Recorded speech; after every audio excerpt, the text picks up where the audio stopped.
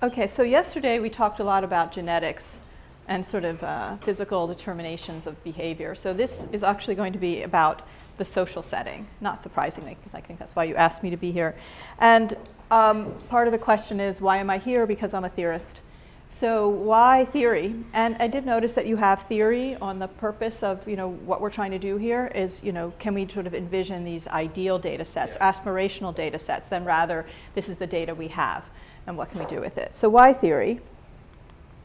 So this is a theorist view of some of the work that's done, is that there's a standard practice in empirical studies where socioeconomic outcomes, where there's all these dummy variables floating around. Things like ethnicity markers or race markers, whatever we call these, black, female, region, state, and then of course there's interaction effects, black females in New York or something like that.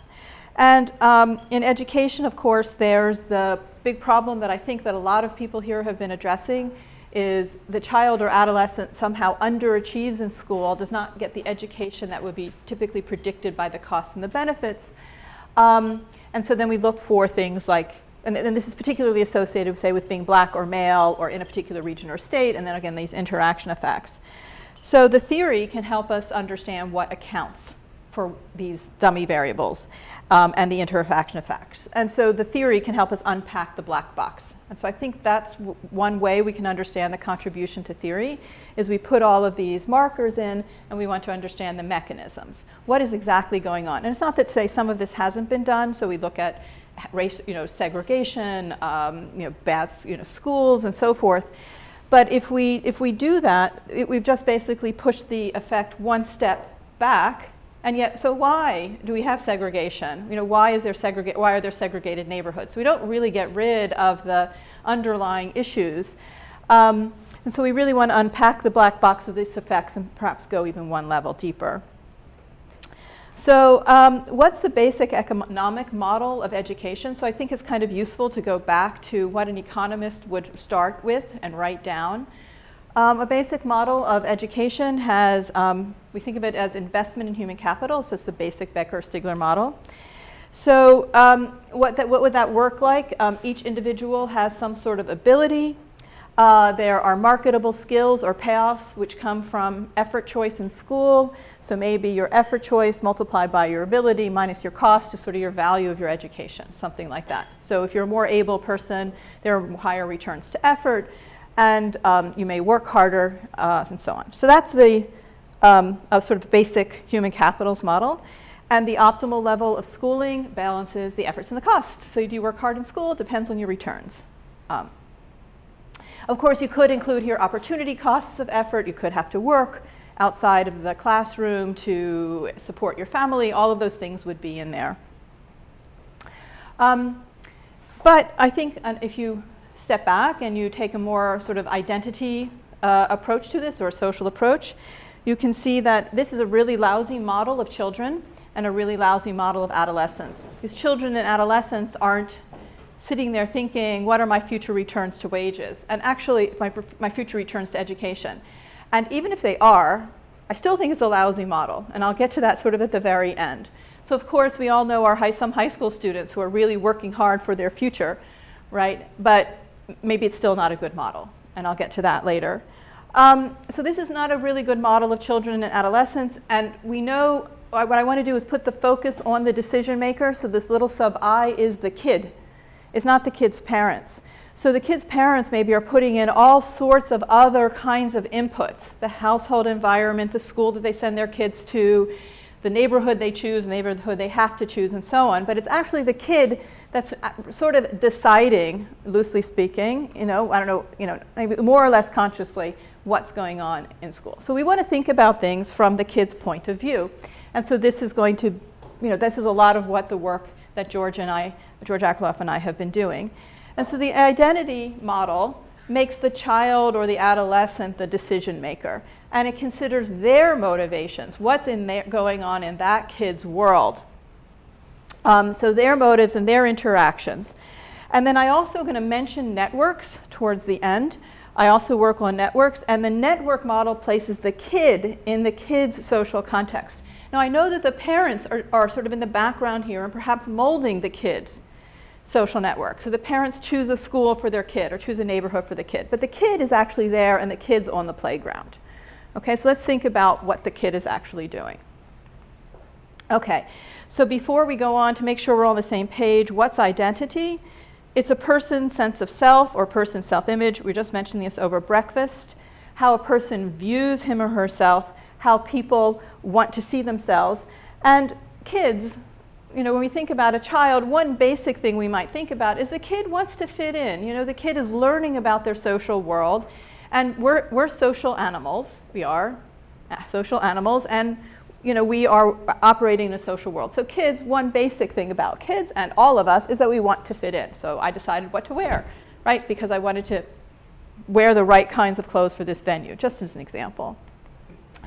So individuals care about their own actions depending on their identity, what they should wear to school, for example, should they study hard or not, and the utility, what we call this utility, is enhanced when they abide by some sort of norms for who they are or who they think they are.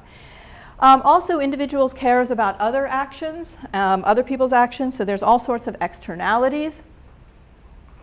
So people are offended when somebody acts against these norms, and in school, there's often retaliation against kids who break norms. And so bullying, for example, is all about enforcing a particular set of norms for that school community. It's, you know, these status hierarchies within these playgrounds, and so, you know, when you think about that world that the kid... I just want to caution you that not all bullying would be well described that way. No. Some of it is the brute who just wants to violate and show dominance individually. Oh yeah, so maybe, absolutely. And so then if that's the case, right, what is it that's going on within that? Okay, here one could say, is sort of dominance seeking only socially constructed dominance seeking, which is kind of what I just said, or is it actually something about somebody just wants to be a brute? Then is that allowed in that context? And what do people say to that brute who just does this stuff? And so there's a lot going on under bullying, and there's a huge, I mean, I actually think bullying is really an area that education folks, you know, should be looking at. If we want to understand what's going on in some schools, we should be really looking at, again, just the basic point here is look at it from the point of view of the kid. There's a kid out there who's navigating their social world in the school. So the extent to which we can get down to the kid point of view, that's the whole thing. I could stop now, right? That's what it's about. Okay, so here's a kid point of view. So this is the type of modeling that one can do to understand this. So I'm trying to get down to the kid point of view and see what changes how the kid's behavior when you're viewing it from the kid's point of view. So think about the stereotypical middle school or high school in America. It may not be the ones here in New York City, but some of them probably look like this. But this is from, again, I'm not making up this high school. This is from anthropological work on high school, sociologists work on high schools. So suppose you have a large population of students. So I'm just going to build a little model. You have a large population of students. Each individual has two exogenously given characteristics. They have some sort of ability, which that's the one that I had up before. You have some sort of ability which gives you returns to your effort in school, and maybe you have your looks. So looks is going to be our social variable. So we have a sort of economic, skill, smarts characteristic, and something that operates in the social space, and let's call it looks. Okay, it could be income because you can buy nice clothes, whatever it is, something like that.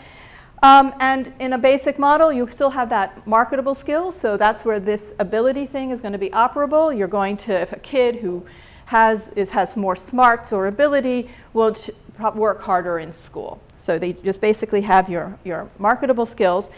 But we're going to introduce into this school social categories. So we're going to have 3 kinds of social categories. Are we going to have the looks not play into the value function? No, the looks aren't playing into this function, but they're going to play into another value function.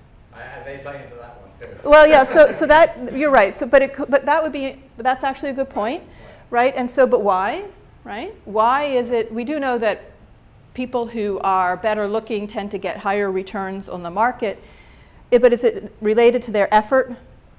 And so we could have this go directly in here, but then I think we're already adding something about the social context. What kind of looks does society value? Are you supposed to look a certain way? You're supposed to have blonde hair and blue eyes versus black hair and brown eyes. So that would, okay, so this is just the pure basic Becker-Stigler human capital model. Now what I want to add is the social world. So in my social world, in a school, I'm going to have the leading crowd, or some people call them the jocks, but I'm going to talk about jocks a little bit more later. Leading crowd, nerds, and burnouts. Okay, so this is kind of the American high school landscape. And the norm for the leading crowd is to have, so these are on some space between 0 and 1. I have that up there. The norm, or the ideal, is to have a 1 for L, a 1, n equals 1 for nerds, and their effort levels, which are associated with each of these categories. And your individual utilities then depend on your category, your effort, and your fit with the ideal. So now I'm deciding, I'm a kid in high school or a kid in middle school, and I'm trying to figure out, who do I want to be? Do I want to hang out or think of myself as a leading crowd kind of kid, or am I more of a nerdy kind of kid, or am I burnout? Am I going to hang out at that side of the school at those lockers over there? And what I'm going to do is I'm going to balance all these things. I'm going to think about, in some sense, it's just where I feel most comfortable. I want to just get realism on the leading crowd. Yeah.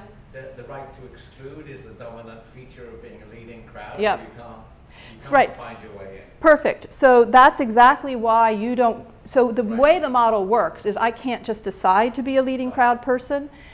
And I've sort of done it all in reduced form. The further you are from L equals 1, the worse you feel trying to be a leading crowd person. And then the question is who sets that ideal? And we could endogenize these ideals, and I have a little model that does that, but that's all. For the purposes of what we have here, it's important. But again, I'm just trying to say, what's the kid thinking? And part of some kids are thinking is keep these other kids out. That could be going on too. Okay, so what are the kids? So there's our little utility function. So the kid is deciding where they want to fit in, how far they are from the ideal from their category, and how far their effort is from the effort ideal from that category. And then the kid picks a group. Is there a squared missing here? Right there? Yeah. Okay. All right. So the individuals choose. I didn't mean that just to be picky. There's a notion that all deviations are symmetrically balanced. Yes. So working more or working less. Yes. Yes. Yes. That's what's going on. So individuals simultaneously choose their effort and their category, and then there's with exogenously given ideals. And what the kids are doing is they're balancing the payoffs from effort in school to fitting in with their group. So what would the equilibrium, and this is not, it's hard to even say this is an equilibrium because they're just choosing. So to make a full equilibrium, we want the ideals themselves to be endogenous, but for exogenous ideals, basically you have low L and low N students choosing to be burnouts rather than to be leading crowds or nerds. Because exactly this, you feel very uncomfortable trying to fit in with the leading crowd if you don't have that level of income or those looks or whatever it is. So this is going to get you so there's some kids here that are not at n equals 0, right, that are working less hard in school than they would otherwise. Because they're sort of, that's their only home that they have socially is to hang out with the burnouts. So high L and high N students could choose to be L's rather than N's, and here we have a loss on the other side. So suppose you're a really good-looking kid and also very able, you might choose to be in the leading crowd rather than a nerd. So then you have a suppression of effort in school because you want to be cool. Okay, so again, just think of things from the kid's point of view. All right, so identity payoffs can lead to either lower can lead to lower academic achievement. So relative to the model that you write down of, sort of the basic Becker-Stigler human capital. There is a subtlety which is effort per se is invisible. So effort per se is, sorry? I could go home and do the homework without letting on that in fact I'm taking serious effort. Right. And if the grades are kept. Sure. It's still a distortion. It's absolutely there. You're right, and kids do that. That is a strategy, but it's still a distortion relative to the non-identity model. Sure. So that, the fact that kids develop these strategies is indicative of that these are some of these dynamics. Okay, and so it was very interesting. I just spent a sabbatical in France with my high school kids, And in France, or at least in Paris, in the sort of neighborhood that I'm in and the milieu that I inhabited within Paris, which is very similar to the one in the United States, it was cool to be smart. It was cool to be the kid raising your hand and doing the debates and being this intellectual kid. Whereas here, especially the boys, hide their effort. They do exactly the strategy that you're describing, which is indicative that these dynamics are there. So I'm going to, I say it's 8:20 in Chicago, so I only have 10 minutes. So this is the kids' social world. And so again, we're thinking about the kids, things from the kids' point of view. All right? Now, school administrators are not blind to this, especially the really good ones. So really good principals and really good associate principals and really good teachers get it. They say, oh my gosh, these are what the kids are dealing with. This is the kids' world. The job of a middle school principal is to remember every single day that that kid is 12 years old, right? So now we have to think about the administrator of the school or the kindergarten teacher. So I'm talking middle school, but again, you think about elementary school, same kinds of things. The school policies should understand these dynamics and may introduce policies that are understanding of what the kids are actually doing. So let's just think of one kind of social arrangement that is, or one side of, I'll call it an intervention or a policy. I'm going to actually bring up two interventions or policies that we see in schools in the United States. One is that there's athletics teams in schools. And this is a very American phenomena. Again, other countries don't have the football team or the soccer team or the lacrosse team. They also don't have the theater groups. And they don't have all of these activities which are part of a school. And when you introduce, this is actually a policy, and it's money. There's a lot of money. And once you do that, when you introduce, say, athletics, you're introducing, say, another social category. Now I'm going to introduce the jocks, literally the kids who are on these teams. And then students now have, say, another characteristic, which is athletic ability. And so now we have looks, brain ability, and athletic ability. And now we have another category, which is jocks. And then the students are then picking among these four. This is actually a pretty interesting policy because when they make this choice, I'm just going to go quickly, you can figure out what's going to happen. The high ability people, the high athletic ability people, but have low L and low N, might choose to be leading crowd or jocks. So they have this ability to be part of this leading crowd within the school through the athletics. So you're going to increase the academic achievement of some kids because before they were just burnouts and hanging around in the lockers, now they can be on the football team. On the other hand, you have these very high athletic kids who are also very high brain ability who are now also on the football team, and we're lowering their achievement. So we can overall have an increase or decrease in academic achievement because what we're essentially doing is we're pulling from these two groups into another group, right? And so the smart kids are then lowering their ability, and the kids that don't have that same, those same smarts, who otherwise would have just dropped out of school, are now have a reason to stay in school. And schools. I'm going to press it a little bit okay. because the identities that work in the outside world is very far from being the classical "I worked hard at school."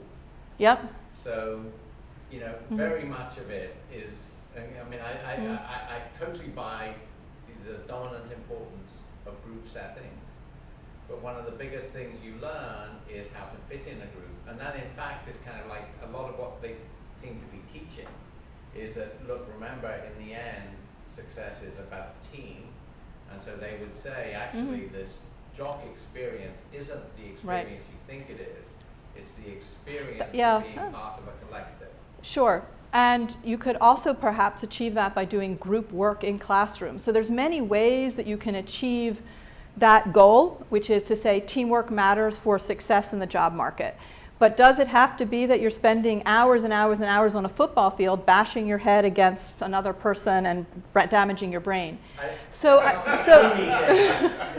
the only feature of athletics. No, I know. I'm saying I understand. Athletics teaches teamwork. I get that. There is no I in team. That's the whole, you hear that so much. I understand that that's what athletics can do. So you can say there's an educational function of athletics, and we can build that into our Not model. educational, I would say actually Say- future life success. Fine, marketable skills. Yes. Let's have it as Non-cognitive skills. non-cognitive. Let's put it in the bucket, and so we can. Mistake through that much. I'm fine. I'm happy to give you all of that, and we can have all of those. We can enhance our Becker-Stigler model of human capital acquisition to include a non-cognitive or socio whatever kinds of skills that we're now calling it, and put that in there. That's not to say none of this is still going on too. So so that's all. Just from the kids' point of view, they're now making these choices.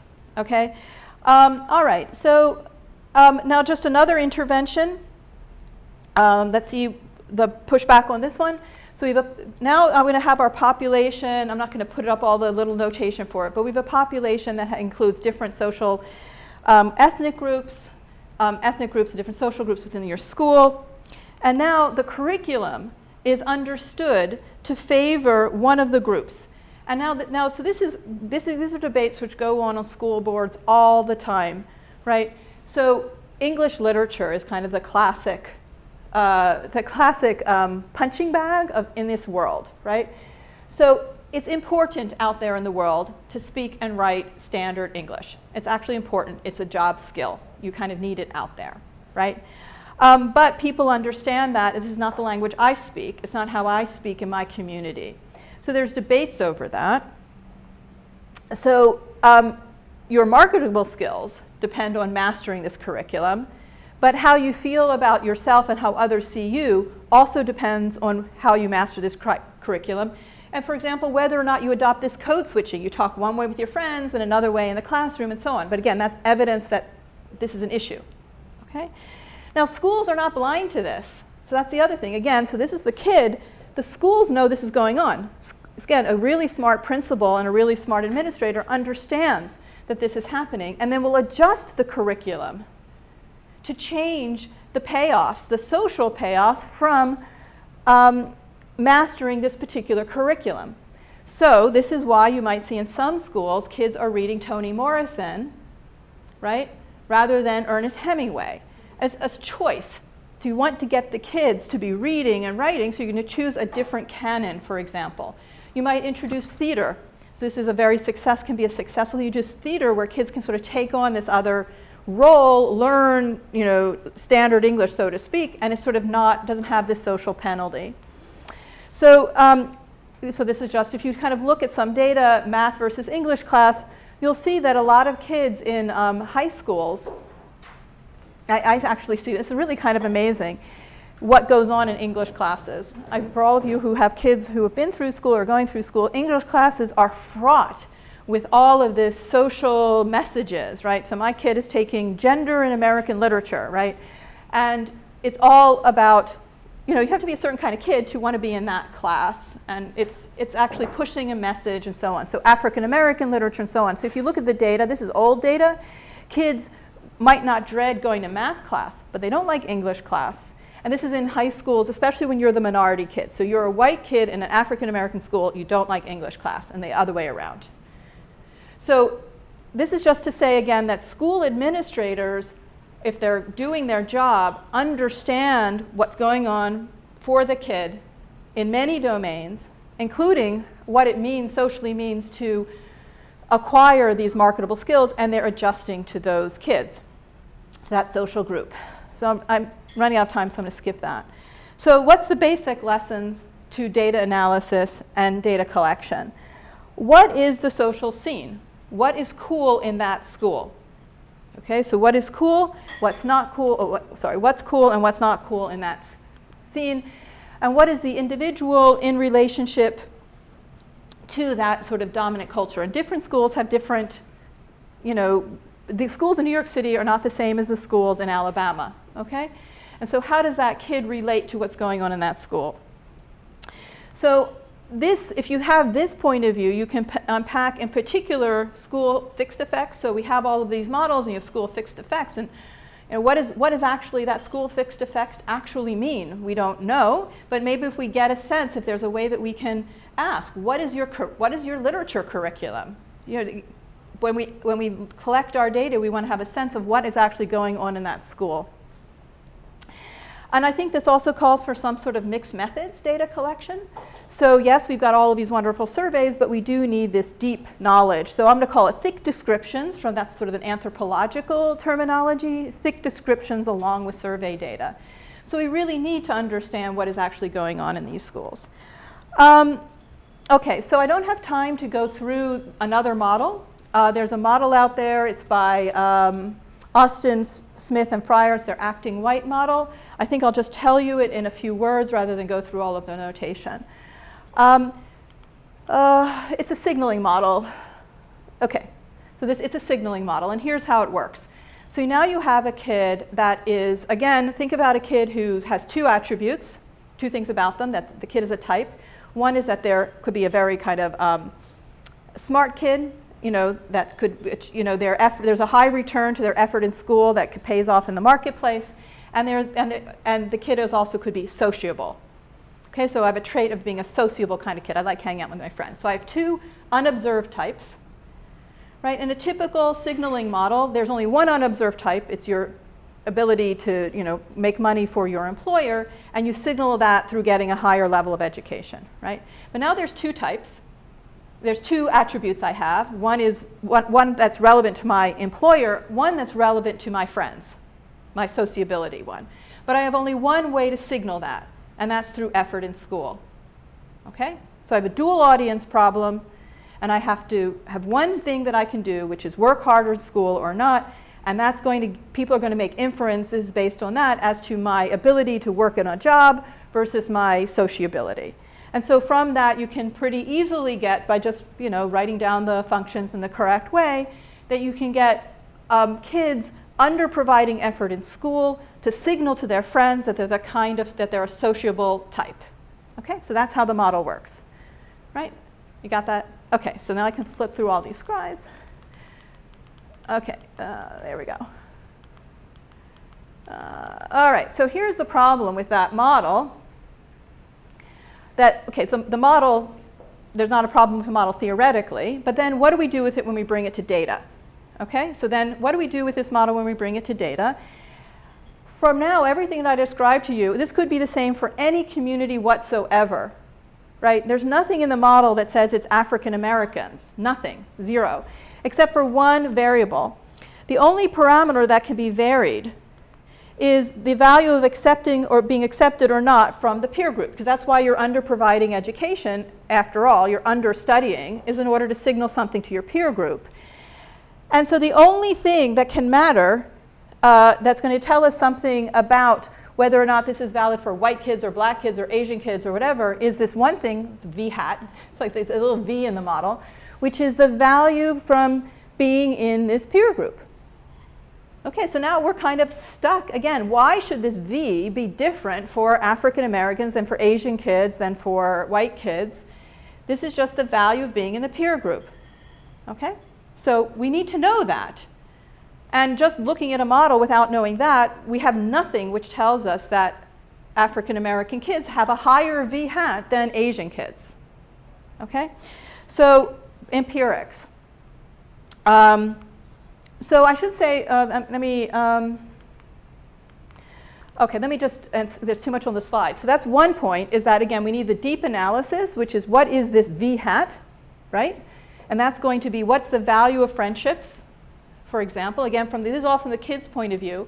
It could involve the social setting, which is the extent to which the community is impoverished, and so therefore hanging out with your friends is actually very important for just sustainability of life. You know, you're babysitting your cousins or something like that, right? Or you're babysitting on your neighborhood, you're providing some sort of public good to your friends, but none of that is in the model, but that's all buried in this V hat, which is going to be critical for understanding this, if this signal model is actually doing anything for us. Another thing which they don't really have in their model is so this is another, there is some empirics which are trying to show whether black kids have less friends. So this would be a prediction, is that high achieving black kids have less friends, right? That would be the prediction of the model. And when you look at the empirics that are testing that, they have a big problem. And the big problem is that they don't actually recognize that schools adjust to their students. So that the school is going to modify how it is going to modify its curriculum, understanding that there is this problem, right? Is that perhaps this V hat is particularly high for black kids and is therefore going to adjust its curriculum in that way. And they don't do that in the empirics. So there's two things. Again, just we need to fine-tune what is actually going on, our data analysis, to understand what's going on from the kids' point of view and how the schools are adjusting to it. I want to, in my last minute, bring up another question. This is a little bit of thinking from what was the discussions that were going on yesterday. So again, from the kids' point of view, are we actually measuring the right outcomes? Is educational attainment really what we should be measuring? I mean, we're economists, most of us, we like to think about educational attainment and wages and income, but what about happiness? And what about life satisfaction? And those high-attaining educational students, a lot of them are actually really unhappy and really lonely. And one reason I was thinking about this as the talks were going by yesterday was all about this discount rate. You know, we were talking about the kids who avoid eating the marshmallow and then achieve a lot in life. That was one thing that made me think about it. And the other thing what made me think about was the telomeres. Stress leads to adverse health outcomes. So we have a, you know, so now I'm kind of flipping. This slide wasn't here when I sent it to you guys. This is all from yesterday. These kids, yeah, these kids who are, you know, and so this isn't, so we've all worried about, say, the underachievement. What about the overachievement? These kids who are so stressed out, who are trying to be the nerds, who are trying to, you know, get into the high schools that we were discussing last night, they're under a huge amount of stress.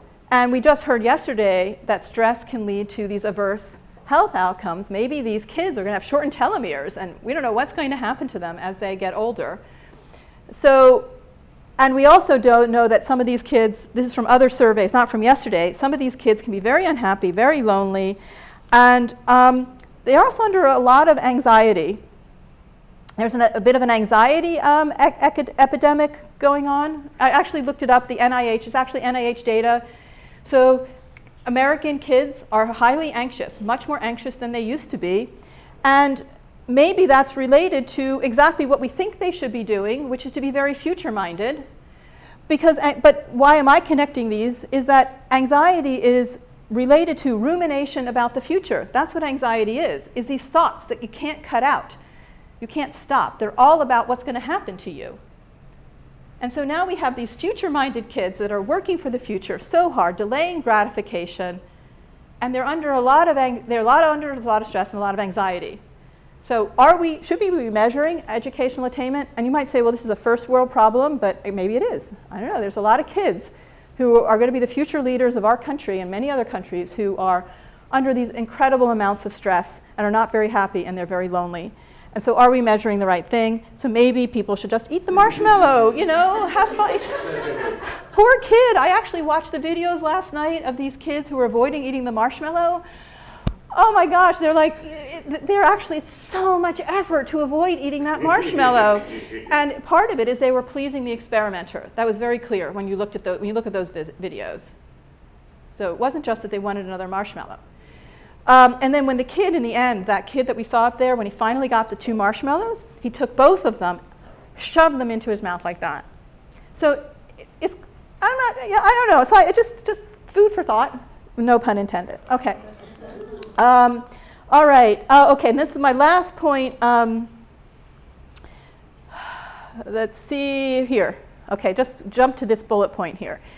We know that peer groups are apparently very important, and we know that there's all sorts of experiments or manipulations we can do to peer groups. We randomize roommates, we randomize classrooms, we do all these sorts of things. One thing I want to do is ask, are these social links actually really there once we do these manipulations? So again, all from the kids' point of view. So now jump to these 2 bullet points. You may do whatever you want to these kids, but the kids are actually picking their friends in the end. And there's this amazing study from Caltech that, you know, Caltech has the same kinds of policies all these universities do to try and bring in diverse populations, et cetera, et cetera. And you know what? The kids hang out with kids just like them. And so you see these in high schools all the time, right? Kids hang out with kids just like them. It's also going on at places like Caltech. We can track that. So again, this is all a big message. Even if you're looking at peer effects and you're manipulating the situation because somebody had this great idea to randomize roommates, think about things from the kid's point of view. Who is that kid actually hanging out with? And that goes, again, from kindergarten all the way up through, seniors in seniors in college. Just a quick question about that, because I don't know how you can define the common elements at Caltech. I have a daughter at Caltech, and she hangs out with people who are as loopy as her, and you wouldn't be able to identify that. Right. So this was any standard way. Perfect. So that's really also wonderful. That's a great, fantastic comment, because when you look at what these guys did, they looked at the standard ethnic stuff, right? So but what was really amazing is at Caltech they started out all mixed. So if you were a kid, how often did you study? If you were an Asian kid, how often did you study with other Asian kids? By the time you reached your senior year, your friendship and your studying group became more homogeneous on those dimensions. Now, it may be that what we need is an interaction effect, loopy cross Asian or something like that, which is, I think, a fantastic point, because what we're doing is we're imposing our ethnic categories. The kids may have another set. I don't think by the time most of them are there, something else is going on. Well, but what is still remarkable is that you do see this segregation occur by senior year along these lines and what they measure. You could argue that it's a misspecified measurement, and I'm completely with you, because they didn't go down and say, what is the loopiness? Maybe they found their tribe within a particular setting. So but that's just more to my point, which is that we need to understand what's going on in these kids' lives. And so we need to be understanding better what they're looking for in their friends. So we can do what we want in our manipulations, but we need to understand what the kids are actually doing. That's my bottom line. Thanks. Thank you very much.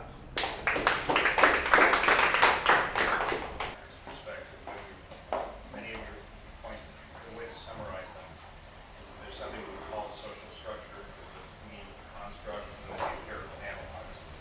And what's missing are certain dimensions of that. You gave some examples that we organize people along a subset of the categories. The dimensions of social space are greater than the ones we use. The second one should simply say that the way we tend to measure interactions has to do with is a binary conception. We have a social network, either I know you or I don't, so on and so forth. And there's really virtually no work in which you have measurements of these associated socio-matrices. The whole notion of intensity is missing. And that strikes me as a first order issue in thinking about data.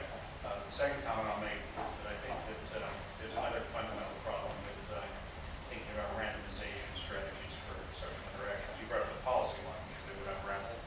The second is, those aren't the social interactions that define people. In other words, if I make the observation that randomly assigned roommates have a certain effect, that tells me nothing about what self-selected roommates do, or nothing, but that misses something fundamental. And in fact, many identification problems here.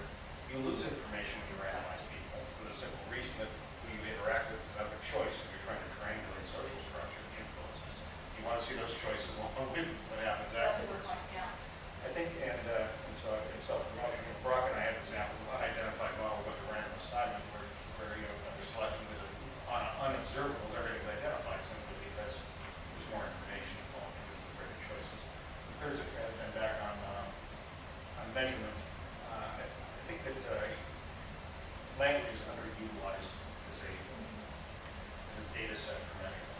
So we're talking in practice, how would I define my identity, or how would you define mine? I don't think it's a crazy thing to say. One of the things you'd like to know is which particular dialect of American English I speak. I'm sure you've seen these studies where, in fact, New York Times had, there's 25 questions, and you answer the questions in terms of grammar and vocabulary. Let's say, where did you grow up? And in my case, it picked literally the county I was in from 3 to 7. The serious point again is I think that once one unpacks that with respect to socioeconomic status and ethnicity, that's a very powerful way to understand who.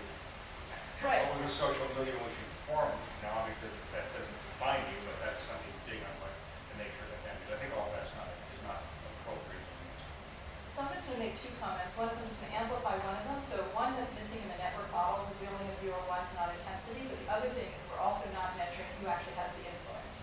So I might be friends with one set of people and interact with them, that can pick up or add help, but it's actually somebody else in the school who I'm not friends with, who's actually a big influencer of the social space. And so we're missing, the data collection also has to include, well, who's the sort of model kid, or who's the bully on the playground, something like that, that's actually, who's not necessarily on the list as friends. So the questions that we ask. And I agree with you, and that's actually part of the social matrix problem, which is the assumption is everything's positive. And basically, there's a group of people you want to be like. You want to be like, well, you don't want to be like. Exactly. And again, going back to linguistics, all of the evidence in sociolinguistics speaks to identity is exclusionary, as in there are people I do not want to sound like. So I think I completely agree. Right. So I don't want to take more time. So I just want to say, I think I have 3 points. The first is some of this stuff that you described is the research that's out there. It's actually, people in ed schools do, right? There's a huge literature out there in education. And what's interesting and potentially problematic is they use different tools, they use different language, they use different standards of evidence, so a lot of those things, I've read those studies, they're interesting. It's hard so we're trying to bridge that gap between what we regard as credible evidence and what we make of that is, well, I don't know, that's a little bit of a hard thing, because as on top of everything, these things change pretty rapidly. And, so the school culture today, that could be a different school culture in a year. What's the policy? So I'm with you. I think this is really important, but I think it's a little bit. Well, we're doing aspirational here. So No, absolutely. I'm just saying. I think the difficulty of that aspiration you can see a bit in the efforts to do that. Is aspiring to speak. Yeah. so let me just make do a shout out to a paper by a book which was read by Annette Moreau about unequal childhoods. I think it's called Unequal Childhood. She's fantastic. She's a sociologist, probably 15 years old, in which she went and spent time, a good deal of time with, I forget exactly, some sort of middle-class families and some lower middle-class families, and tried to unpack this idea They're about called working class. yeah, whatever. And it's really it's great. It used to be on the syllabus because it unpacks what do people want for their children, and why is it that middle-class families do different things in the summer, and it sort of really gets exactly your point. Summers are for things like connecting with family, finding out who your real self is, or I'm sure I'm butchering it, but it's whereas the upper middle class, we're like, what is it? Had about cultivating. Oh God, something cultivating child. I forgot about that. Anyway, super interesting. It's exactly what you said. So. Great, thanks. So I'm going to basically I'll talk about the other aspect, which is more empirical, about measurements in the lab and the field. Since Rachel has defined identity and the theoretical predictions, mentioned some of the theoretical predictions, I will just jump directly into how experimentalists measure group identities in the lab. So there are 2 main methods. One is inducing artificial identities in the lab. The other one is to prime natural identities, such as your race, gender, ethnicity, and so on. And I'll talk a little bit about the field, which is, when people use randomized experiments to look at the effect of belonging to a group, and just speculate a little bit about the panel data collection. So the classic paradigm in measuring identity is the minimum group paradigm, pioneered by Tajfel and Turner. So these are social psychologists. So they have basically 4 criteria, four bullet points for satisfying what's minimum. The first is random assignment to groups. Sometimes it's based on trivial tasks, and I'll show you one example of what kind of trivial task it is. There should be no social interaction between the group members, and anonymous group membership. And also, the last point is important, which is in their definition, there should be no link between self-interest and choices, which will recognize that most economic games will violate that because we study trade-offs. And most of the experimental evidence that I'm going to present will violate this one, number 4. And so what Tajfel set out to create a control group, he actually found that, oops, that induces in-group favoritism and out-group discrimination. So in his original study, he found that, randomly assigned groups, when you rate how good-looking people are, they systematically think that their in-group members are better looking than out-group members. And then there are probably thousands of experiments in social psychology trying to narrow down the sufficient conditions to find these. Any to quantify? I find it frustrating that absent modeling, yes, everything is qualitative. So they do talk about effect size and when it holds in certain in different kinds of games, but I think that's part of the compensation for the absence of an analytical model. Yeah, and so that's the setup. So I'm going to do an illustration of what kind of group assignment that you could use in the lab. And this is actually from one of the experiments that Sherry and I conducted in an effort to understand this paradigm. So we take Tajfel and Turner's paintings. And so you could either give people paintings and see, among each pair, which one do you prefer, and use their true painting preferences.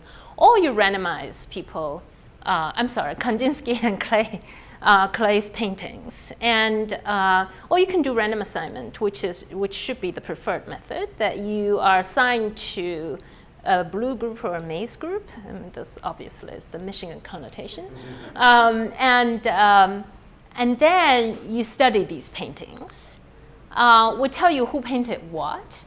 Then you have a task, which is used to enhance group identity. Okay, and it turns out that in subsequent studies, people find that without this stage, in lots of economic games, which involves trade-off between self-interest and group interests, you're not going to get this intergroup preferences. So the question is very simple. We'll give you 2 new paintings, and we say, figure out which artist, painted which one.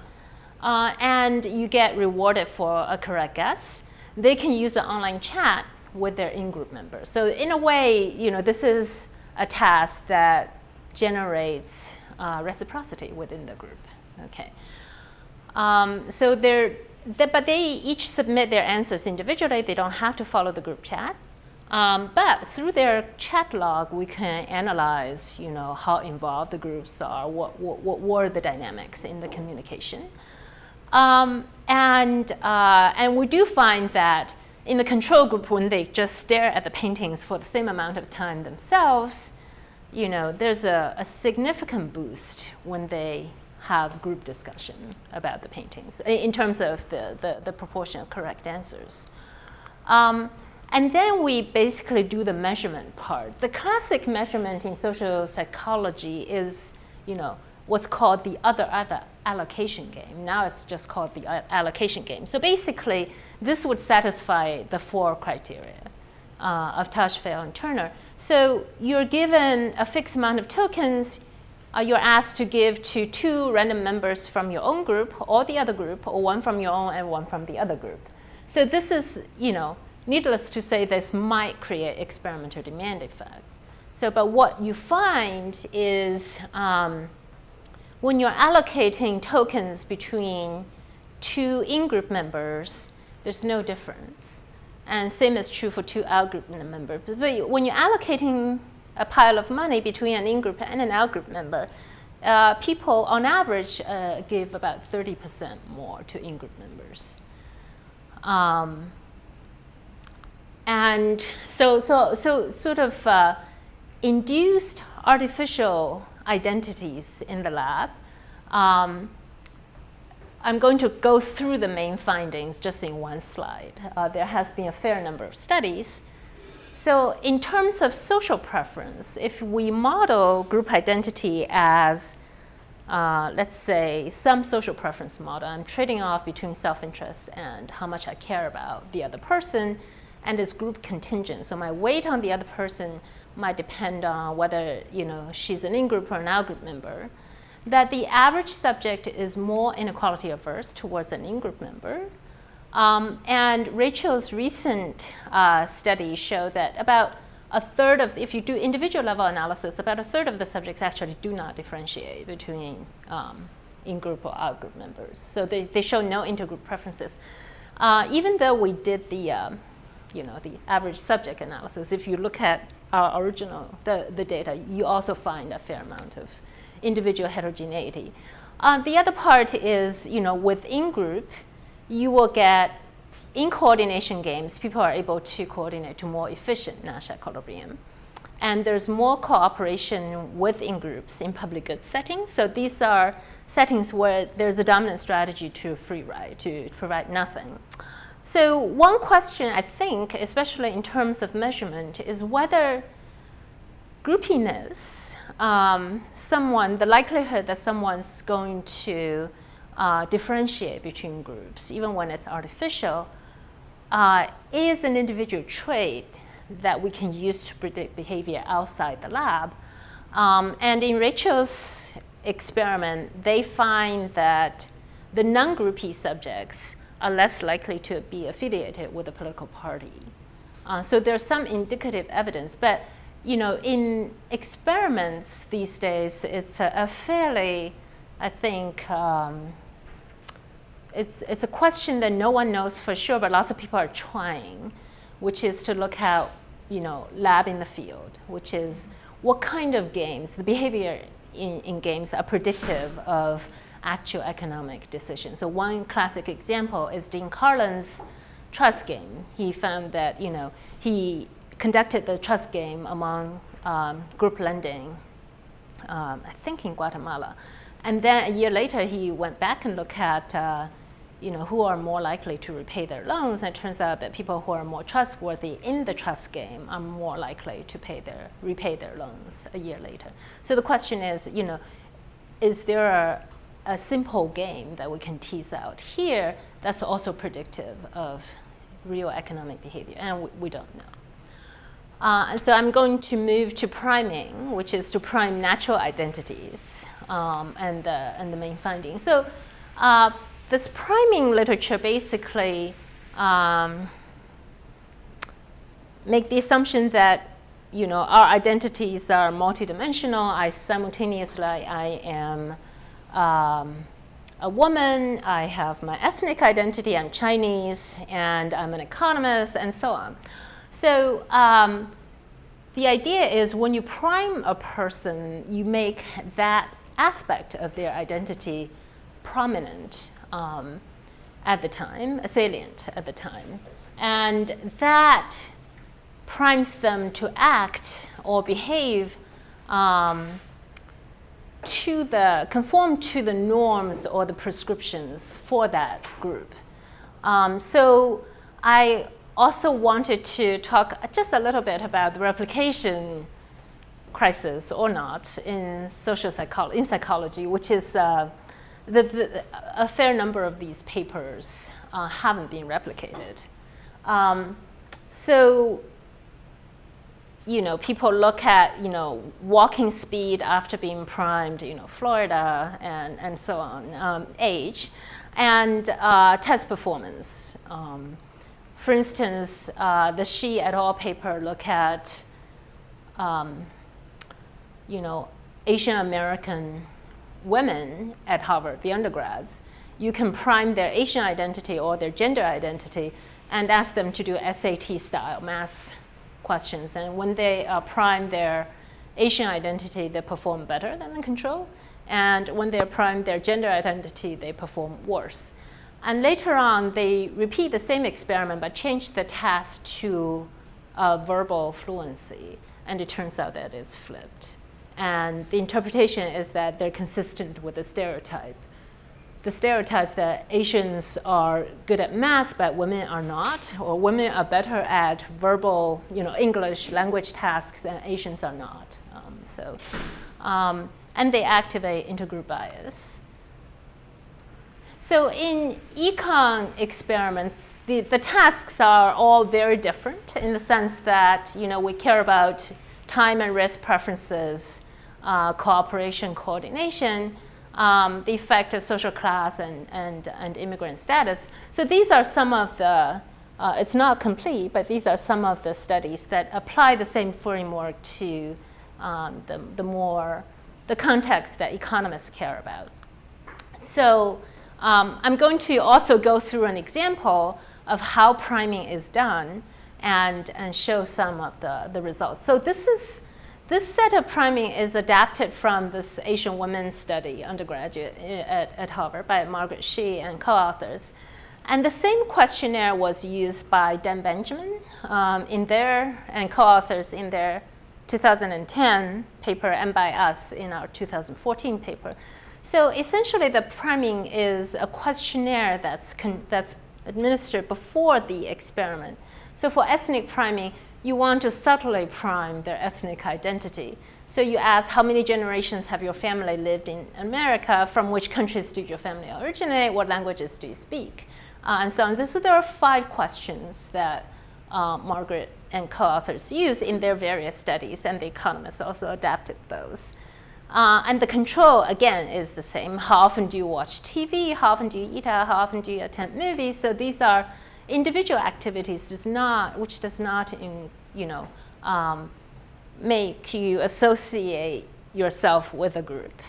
And so the school priming, which we used in our study, is to prime their unifying university identity. Which school did you attend? Did you consider any other schools? Why did you choose your specific school? I also want to just talk a little bit about replication. So this study here did not replicate. Which one? The Shi et al. So did not replicate in this one replication. We conduct this one more time, and we didn't find the same result, for instance. So that's in the psychology, the replication that was published in Science. But Dan Benjamin used it, or a subset of the questionnaire. Yeah. The first one is the psychological science. Right. Failed to replicate yours, and that's 2014. No. So this was, the replication effort was by the Open Science Collaborative that was published in Science, I think, in 2015. And they failed to replicate that. They failed to replicate the Shi et al. Study. And why didn't the interpretation of the stereotype threat change? Um, I'm not defending the study. I'm just trying to understand what it means to say it didn't replicate. If I take the same groups, but it's 15 years later or 20 years later, I'm not sure that's So the question is, how do you interpret the non-replication result? Many of the replications in the Open Science Initiative, people volunteer and say, I will take this study and replicate in my institution. So the replication did not happen in the same institution.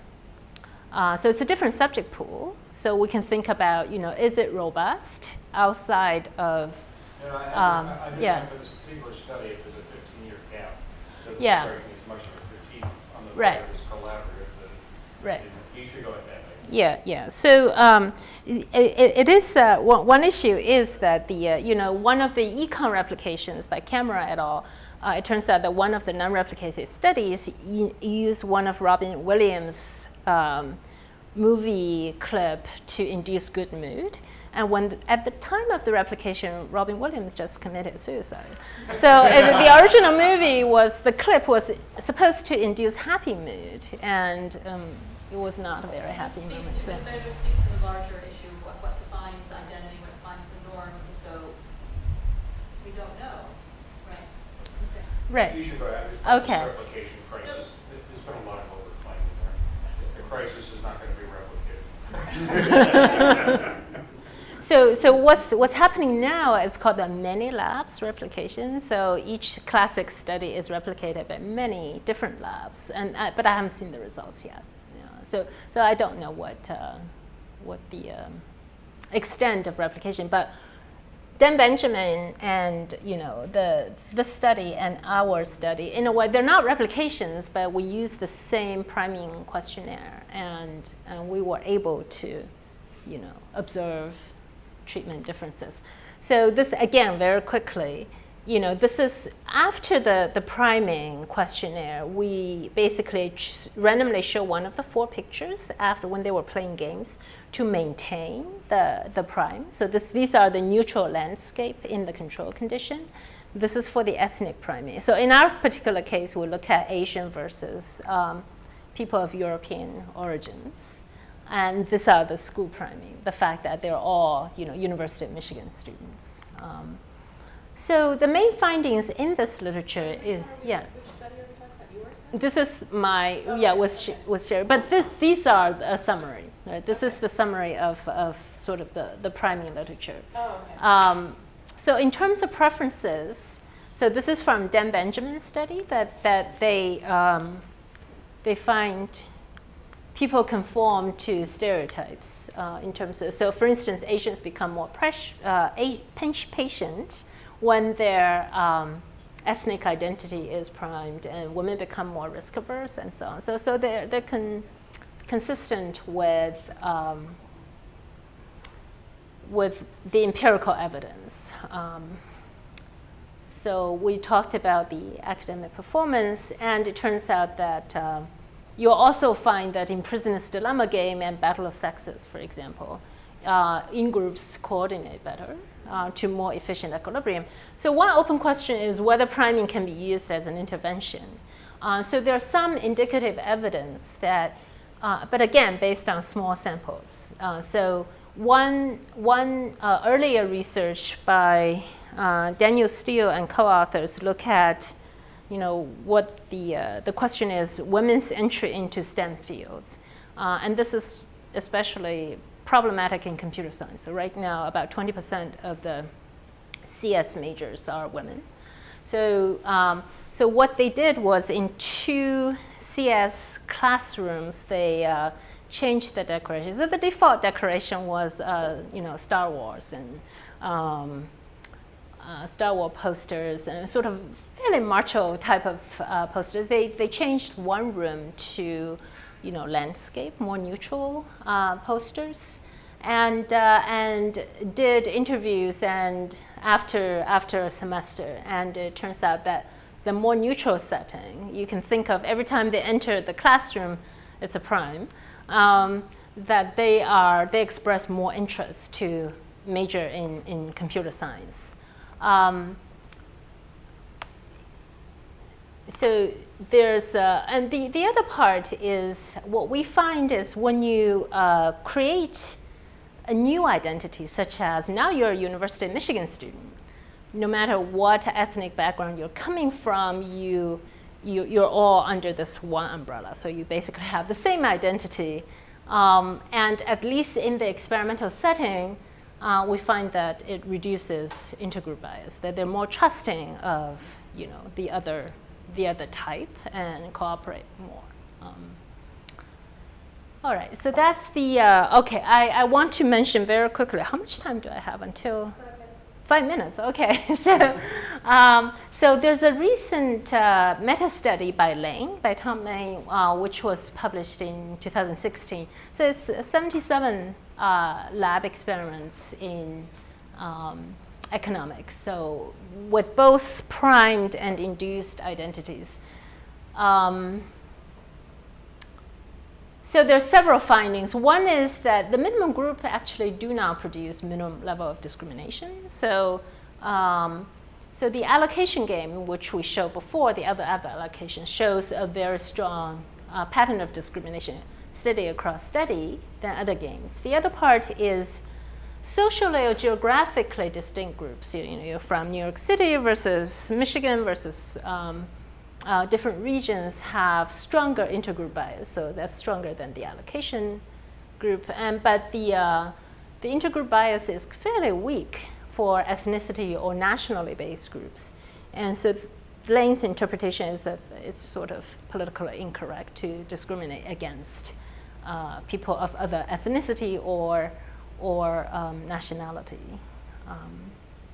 So that's the meta-study. I will talk very briefly about identity research in the field. So this is thinking about identity as a behavioral mechanism, and whether we can create groups in the organization. So there are a number of studies that looks at teams and team competition, inducing team identity, and look at whether that improves pro-social behavior. I'm going to briefly talk about the I et al. Study at our online community. So we look at the online Kiva, which is a peer-to-peer lending community, and teams were created as an organic mechanism from the wild. So basically, people sort of stopped paying as much attention to Kiva after the initial hype, and so the CEO said, we should make it fun and compelling. So they created teams, and so now there are more than 30,000 teams. But if you look at, and this is the Team Canada. How valuable being a job can be, really. So the Team Canada, they have a statement. So the way Kiva created teams actually agrees a lot on what we find in the lab on what induces strong identities. One is they have a common statement. They also have intergroup competition implemented as leaderboard, and each team has a dedicated forum where people communicate, so we can study what they talk to each other about. So this is the top 10 in the Kiva leaderboard. If you zoom in, the top team is the atheists, and the second most active team in terms of the lending amount is the Christian team. And so, and 70% of the teams are open, which means anyone can join. The other teams, you have to go through the captain. So when the captain set up a team, they decide whether to be open or not. So what we did was essentially recommend people who are just doing their own thing and say, would you like to join a team? So here's our placebo. We say that, since you're such an awesome Kiva lender, we wanted to let you know about a fun feature of the Kiva experience, Kiva Teams. And if you click, you go to the Teams page, and you can choose. And in our treatment, in addition to these wrappings, we also recommend 3 teams based on either your geographic location or your lending history similarity, or the top teams who are on the top of the leaderboard. And so what we find is, so we use whether you received an email from us as an instrument, and to control for the selection bias. And so the effect of people joining, people who are lending alone, after they join a team, if you look at the one-day effect, it's about $300.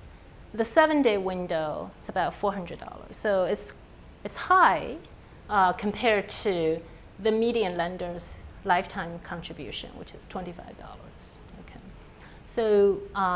So that's one example of how organizations in the wild create identity-based mechanisms and the effect of that. We also have similar work on Wikipedia, where we look at wiki projects, which is their naturally occurring group structure. And I'll just speculate for 1 minute about the panel data and the education setting. We know that intergroup preferences starts early. So the earliest one is 3 to 8-year-olds. And the intergroup bias are more pronounced for older children. But these are not panel studies. What groups for 3-year-olds? Language groups. So these are conducted at kindergarten. So this might also, the bias might also depend on the status of the social group. So Yasmina Arifowicz and co-authors conducted some experiments among school children in Vancouver, and they find something that we rarely find in the lab, which is outgroup favoritism. So children allocate stickers to, their own type versus other types. They find that, East Asian children actually allocate more stickers to Caucasian children, which is, we don't find among adult subjects. So I'm wondering whether that's because of perceived minority status or it's not clear. So for panel data collection, I think, what Yasmina and co-authors have find is that, intergroup preferences starts early, and you can identify them. The question is, and no one has done it, suppose you use the other allocation game towards your own group or the other group. You can use natural groups, whether that preferences persist over time and whether it's predictive of their other behavior. And decisions. And also, I think it should be collected in conjunction of their social network information because of the contact hypothesis, which is if you have lots of friends from the other group, maybe you are less biased. So that's it. Yeah. Thank you. Thank you. Thank you both. Yes, you're both here. Okay. Yes. So I want to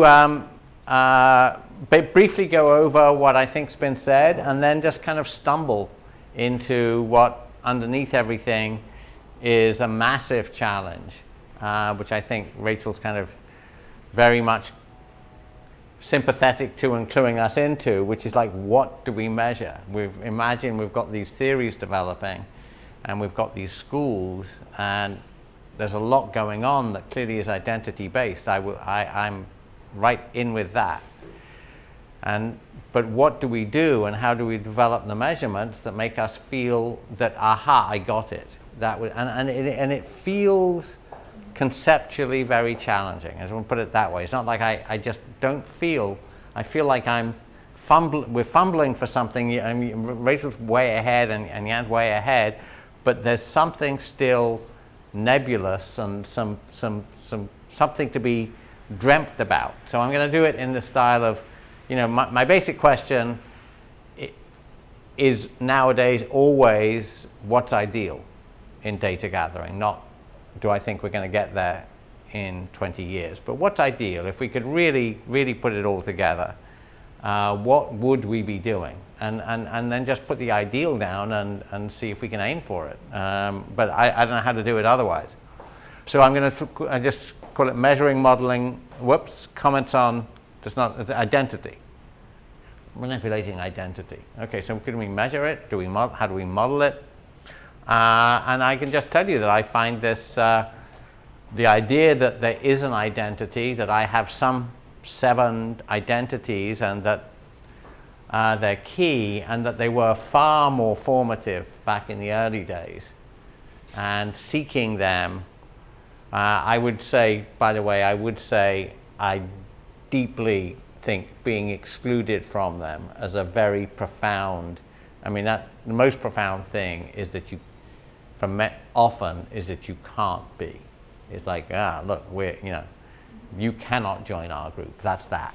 And everybody knows it. It's not like, oh, it's a big secret. It's like, no, that group will not sit. You can, look in the eye, you're not supposed to sit at the table with that group. It's very, by the way, if I was to say what I've noted, what my daughters have told me about their vision of the social setting, is that you do look at the lunch tables, you'll get a very big vision of what that defined set of groupings is. That seems like an underused data resource. Literally, you know that you're not allowed at that table. All right, I want to yes, I think there are preference-based, how to put it? It's kind of, yes, you know, you are a type and you would prefer to be in a group, but then of course it forms you.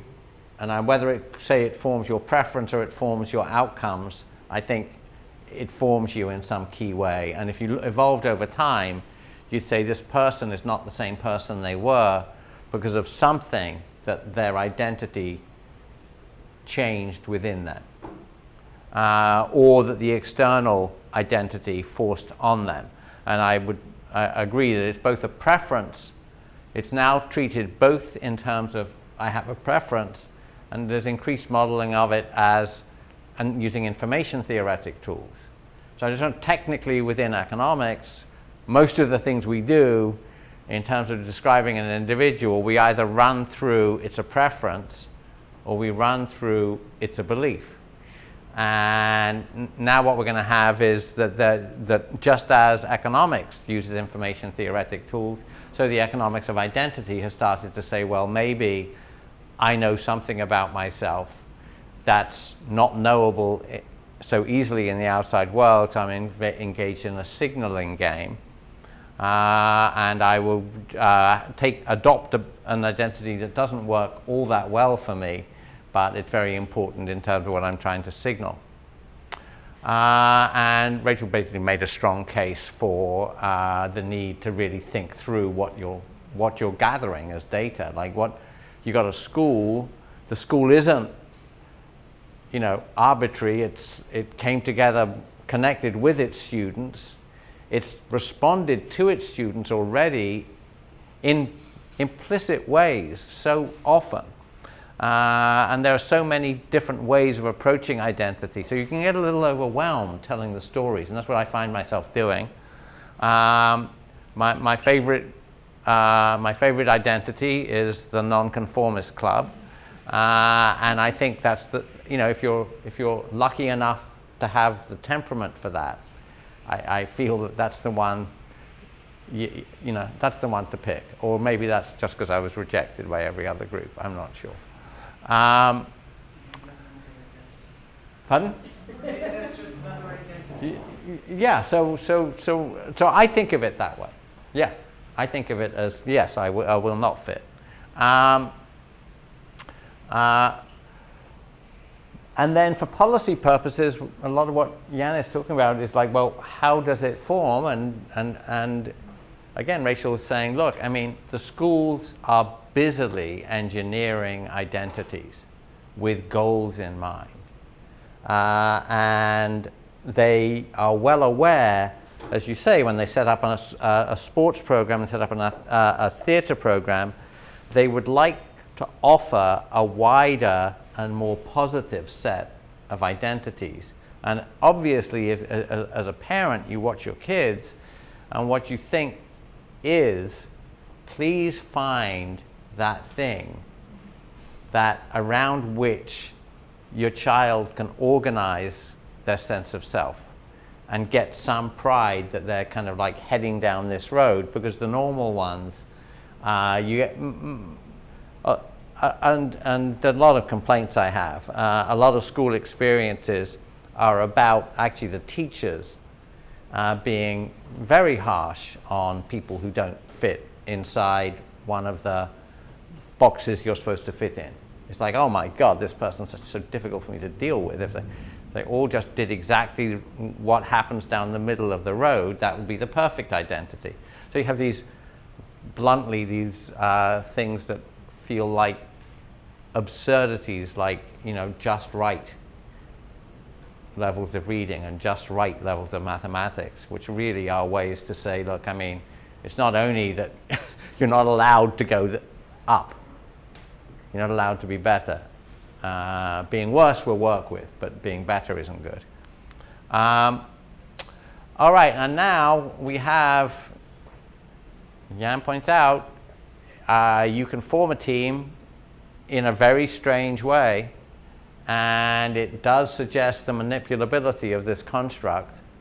And, you know, kind of, again, social engineers, and it's not, this is revealed in the field every day that we think that we can play off somebody's identity in key ways. You listen to a conversation, you'll see somebody kind of, that's not like you, like, you know, pull yourself together. Lots of things that suggest they're trying to get you some sense of who you should be. And I think, Rachel, that's what you've said is the main differentiating feature in your mind between I like and I have an identity, is that the identity comes with lots of prohibitions and shoulds. And that's a very interesting, I struggle for the construct, and I think that we need to be thinking, you know, abstractly, what is in me, and it's very hard to know what is in the, quote, identity that has changed me. I don't want to make it, I want to just get out how challenged I am by that, as even conceptually, if I'm watching somebody over time, ideally. How would I know? You're expressing yourself, or you're expressing yourself in the concept, in the inside a set of very of knowable but hard to measure group identity constraints. And I think it was very clever, and it's very clever of those looking to get charitable giving to realize that we have this identity variable that is almost free to play with. Like, okay, so let's just play with it. Let's induce one part of you, and now that's interesting. So it must be multiple identities. So I was kind of wondering about that. Is this one possible measurement device for the strength of identity? Because we need quantification, and here we are. I've just found different ways to have you form up as groups to give money. Is this revealing the boost to expenditure? One would call that a revealed sense of identity. Now, think of it, it's very difficult because it wasn't just your identity, it was the set of identities. So the reason that I might give money to the atheist group is because I'd be annoyed by the rise of the Christian group. So we each have different things. So, but you wouldn't say, and if you had an atheist against the Tottenham supporters, you know, I'd have a hard time. I wouldn't really know where to go. So you've got this set of identities that you've put up, and it's that entire set that induced the importance I give to. But this suggests we need really refined measurement devices, which I can't yet sense. But I was thinking that, well, maybe there are variations in this kind of giving scenario that have within them a quantification. This is what I call in the model, this is the revealed strength of this identity, is how it induces a change in behavior. But more broadly, that's what I'd be looking for. In what data set does ideal data set, does identity reveal itself? And now I want to think for a second about this. I do believe information asymmetries are very important, but I'm not sure that Austin Smith and Fryer focus on the one that I would take first, which is I know my type, and I'm a 5-year-old. And I know my type, but I have to pick how to express it to the outside world. And that's the information asymmetry. I think there's a bigger one, which is everybody looking on at you when you're a 5-year-old has many more clues about your potential and what you could develop into in the outside world than you do. So the biggest asymmetry, in a way, is what's known about how you would identify a skill that became that person's self-definition. So I think, in a way, the problem and the opportunity is about, well, I start out with somebody and I have some instincts about the 7 things they could be. Imagine I was really trying to design then I would say, look, it's not that they know their type and I just put these things in front of them and they select trying to hide some truth about themselves. We're trying in a way to elicit a positive truth about them. And a lot of what you do when you put out this theater group and you put out this sports group and you put out these other groups, I think, is to say to somebody, you know, we have a sense that for some people, this is a really positive identity. And we think we'd like to encourage you into the programs that could help you form that identity. And certainly, I know that that those are probably the most positive things that the school's done. If I would say the key to my own daughter's educational experiences and anything that goes good with it, anything that goes good with it is to do with people reaching out that way and helping them find a new feature of themselves that's latent, that can become a positive identity. And I wish that was done more aggressively, assertively, and earlier. That's kind of, so it's intuitively done. But without, absent a process and a method, I don't know how to make it systematized. So I don't know what the model is that I was just waffling. You know, I was talking to you about latent identities that could be, I haven't developed a model like that. It's very, very fierce. And the multiple things that you could be, that depending on what comes up in front of you. And in the end, you know, the ideal economic model is a complete contingent path of my identity and myself for any intervention anybody could run that would impact my identity. Remember what an economic model is supposed to do. It's supposed to solve for every counterfactual in the universe. I don't know how to do that right now. I don't even know what the basic raw material for this modeling exercise is. But of course, look, I need to know something at least about how people's beliefs about themselves. So now let's bridge that ideal theory would be amazing. It would gather data, it would organize your data gathering and your policy. We're a million miles short. But what probably we would do, what I would kind of love to see done, is very deep research, as much as you can, about the evolution of people's beliefs about themselves and maybe literally their sense of which groups they were in and how they would self-identify.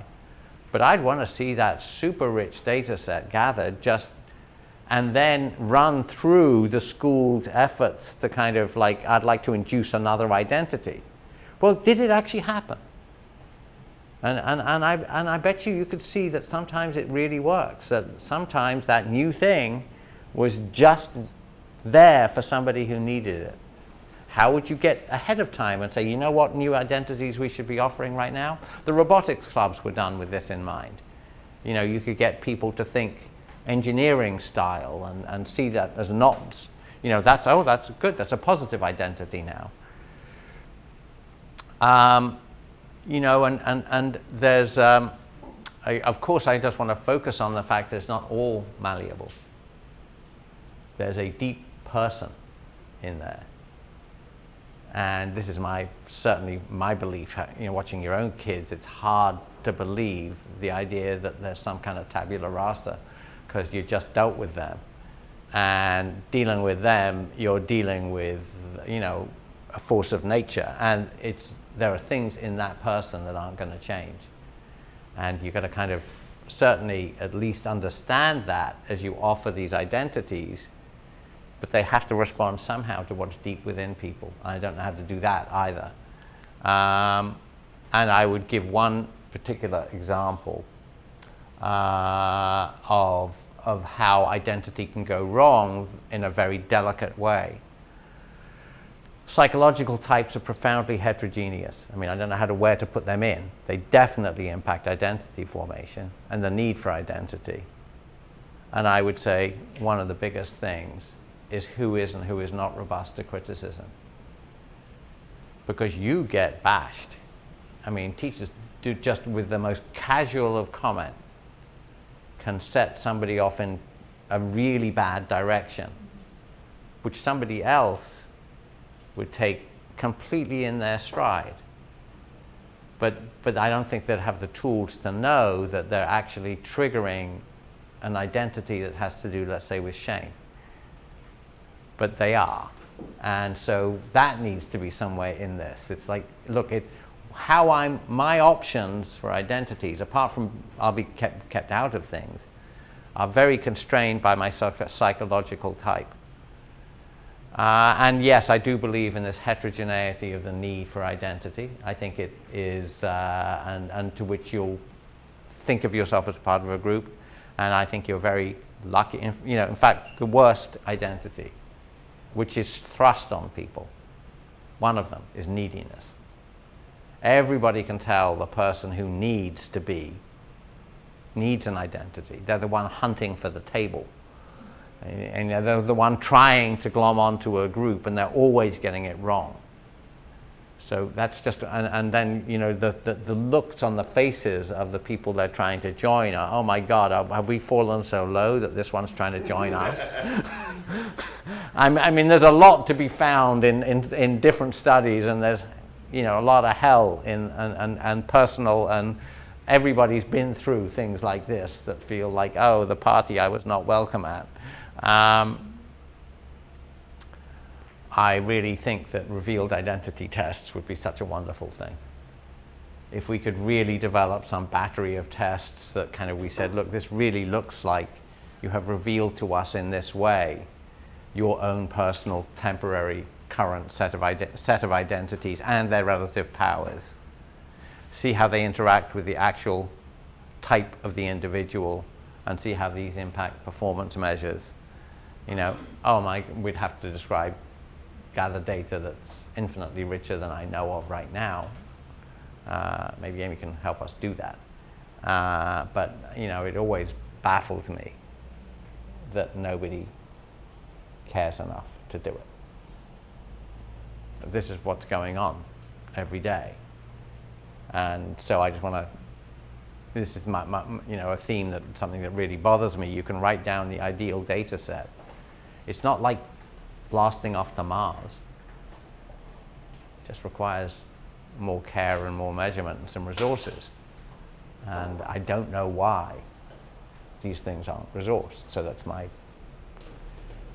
that's what I end with.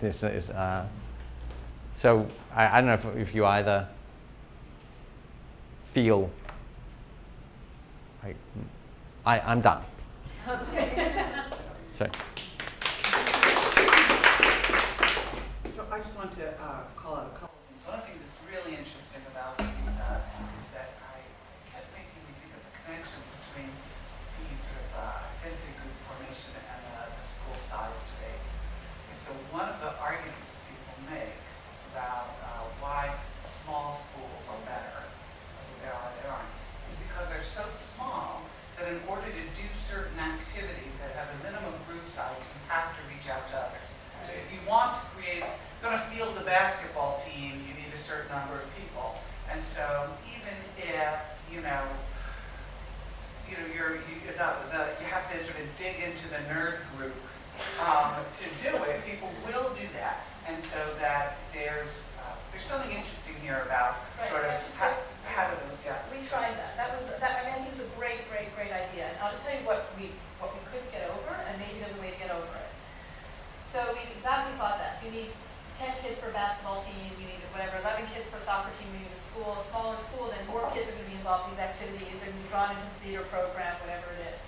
And then we couldn't get around this, is that small schools are different than large schools for other reasons as well. And so we couldn't get over that identification problem, that a small school is going to be different than a larger school in many, many other dimensions, and this is one of them.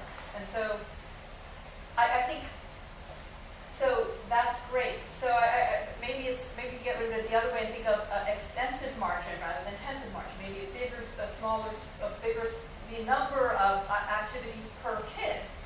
But then you get to, that's going to be a richer school rather than a poorer school. So I love this idea, and it's something that but I'm a theorist, so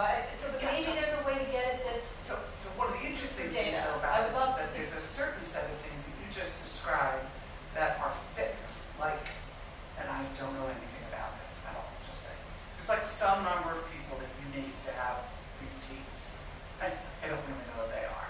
But if it's not the world is not small schools and big schools. There's these continuums. And so the question would be perhaps a little less satisfying, but Oh, so do like regression, discontinuity, something? yeah, sort of look for some of those. I think there are places to sort of think about those things. I see. Like I think a football team is a bigger. I should be quiet before I say something No, stupid. they are. No, they are. But So you the see, question is, do you have enough kids to move to a varsity and a junior varsity or not? And so sort of you're at that margin. Yeah, I don't maybe? know. But this, I'd be happy. Yeah. But you see, I think that I really think that this is an area to go because it's about the drawing kids into school that would not otherwise be involved in school. So that's another thing is that there's a complementarity. This is kind of what we were talking about. What I was trying to get at. So there's a complementarity between the theater program and the soccer team and the basketball team, the volleyball team, and schoolwork. So now you somehow the school is a place that you feel more comfortable. You, by the way, have to make certain grades at a minimum to be there as well. So it's both this finding yourself aspect, and there's the educational stuff that we sort of already are measuring. So I mean, in my case, I would tend to go with the other comment you made, which is what's the goal? And if I was thinking about it, I would say having somebody find anything in a life. I mean, I don't want to kind of sound bleak, but it's hard. Most people do not find a match to themselves, period, in a life. Like, what am I?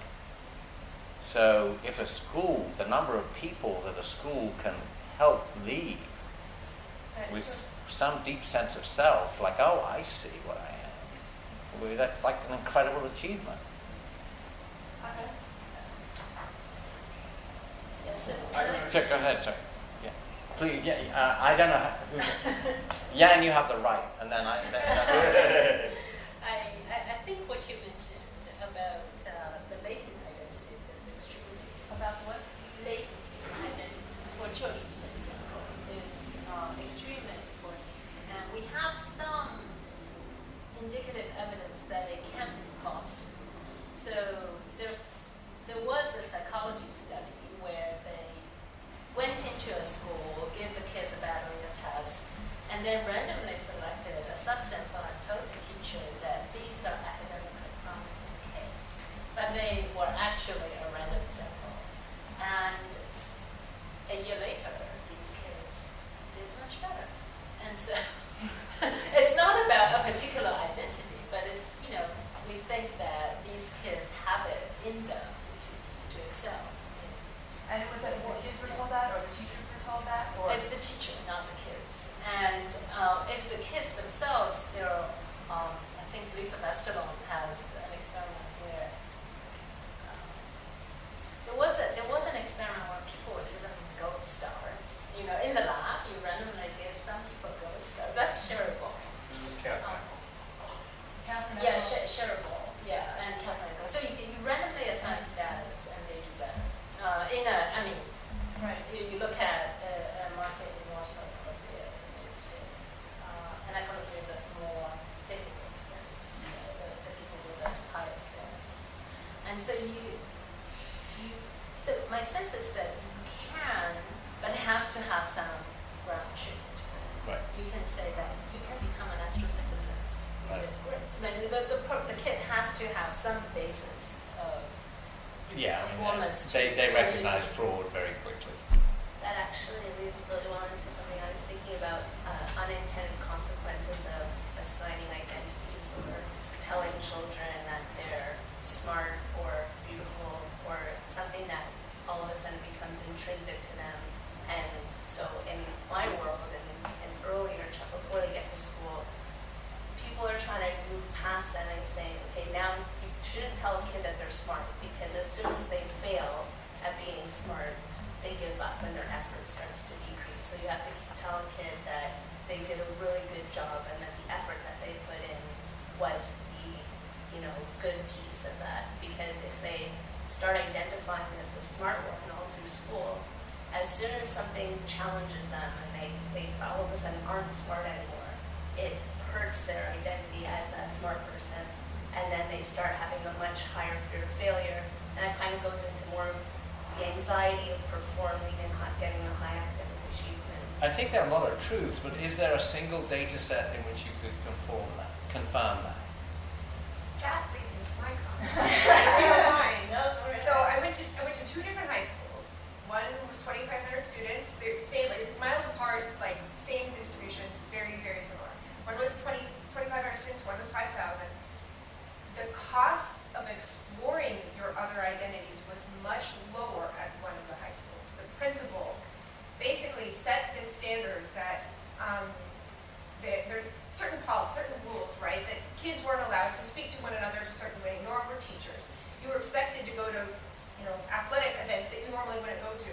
There was this like sense of school spirit that was very, very different between the two. And as a result, the cost of exploring some of those identities was very high at the smaller high school. So you were basically punished, like socially, if you hung out with kids who were not like yourself. So the other one, though, Which is that one, the principal? that's the small one that has the principal who is Very active.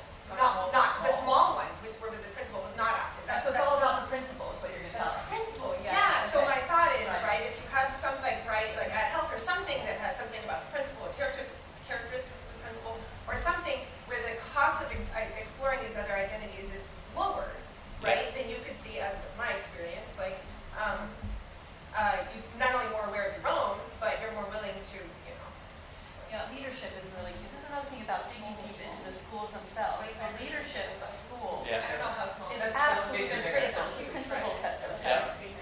Yeah. Right. Steve, we should make this the last question because we're supposed to Well, kind there's of. more a comment, a couple of things that my ears were missing. One of them had to do with information. In other words, the observation, for example, that in-groups gave more in the token game than out. Gave more to in-group than out-group. It's not clear it's because I cared about my in-group. I might have thought that was the normal behavior. So I could be a strict egalitarian, and then I would make my choice conditional on what others are doing. So it strikes me there is an issue of the levels of beliefs that's worth exploring here. The second, which maybe we give you a hard time, I didn't understand this Kandinsky clay distinction. What I mean by that is, if you had done jazz and classical music, would that have invalidated the experiment? So I think the issue is you do something that's, you give them a task, essentially. I used it just because I had the slides, but other people used And that's, solving puzzles. Well, I'm asking Yeah. why can't this, was it because it was supposed to be meaningless, the distinction? Yes, I think that's. Oh, the- yeah. Okay, so I want to put on the table, I think that's not right, and that's, Well, that's That's the word, but that's just because it's, the paradigm is supposed to be minimal. no, let me finish. The Yeah. point was that the groups are not supposed to be distinguishable by the thing you divided on. And there's an assumption there that my beliefs about somebody who likes Kandinsky are indistinguishable from clay. I think that's a statement of what I want. I think that is a very hard thing to defend. If I say jazz versus classical music, there's that absolutely not for the division. You said that, yeah, okay. So some of the experiments, so let me back up and say that we adopted Clay and Kandinsky because that's what Tosh found. Yeah, I'm just not about you, I'm saying, I think yeah. that is, one has to think a little bit harder as to what that means. Reasoning, principle of insufficient reason is not a good basis for assuming something's irrelevant. Well, so I guess a different way of thinking about it, or not a different way, I think the objective is to create groups out of nothing. That's as in minimal group paradigm. That's the word minimal. I know, but if you asked me, honestly, I'm very interested in something you don't know about me. I think that No, play I is get it. grossly I overrated. get it. so- So you're right, and I do know that. So, for example, in one of the things that we did, I did, but Vicky Lee, who works with me, she actually found that with Republicans and Democrats, the Republicans preferred one of these paintings over the others. There was actually, it reflected something else, whatever it was. When That they was the were same next comment, was that there actually are aesthetic There may be some criteria that latent correlate something with going other on there. stuff. Now, to the extent that they're not aware of it, they don't know who, we Republicans like this or that. Now, there have been other people that have done stuff which you might argue would be less, very, very, very hard to distinguish. So some of the tasks that we had were lines of Shakespeare. different lines of Shakespeare. So it's all Shakespeare, just different lines. Oh, now that's fighting talk. Yeah. So it wasn't as if I was, Shakespeare and Langston Hughes or something like that. And so the idea, none of these are perfect in the end, but the idea is to get deep down to something that is essentially random assignment. Rachel, I'm going to teach you say that they are perfect. The question is, by what criteria do we decide the approximation stood? And I really question whether or not things that, as I said, principle of insufficient reason, the researcher doesn't want to matters. Not so obvious in this case. Well, so you're basically trying to pick out some underlying heterogeneity through these choices that you're picking up that you don't know you're picking up because you as a researcher don't know it's there. And you're right, so I look at a priori and say, what could you possibly think between these particular lines of poetry and how could that possibly be picking up anything? But I think that, let's just push it one step further, is to the extent to which the subjects themselves don't think it's picking up something. And so they would have to have an understanding that this line of Shakespeare versus that line of Shakespeare is actually divisive on a relevant dimension for the experiment. So that's requiring an even deeper level of an understanding of what this marker means. So like in the Clay and Kandinsky, it would be that the people are picking one versus, what would make it not work?